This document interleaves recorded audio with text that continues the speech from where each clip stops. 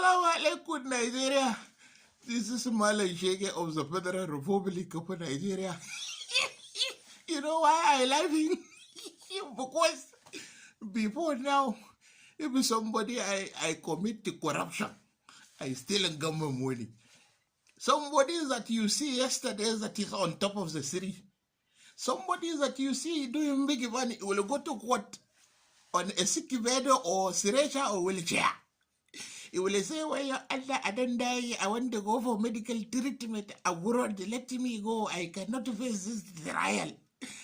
Amma, since coronavirus, I don't take over everywhere in the world.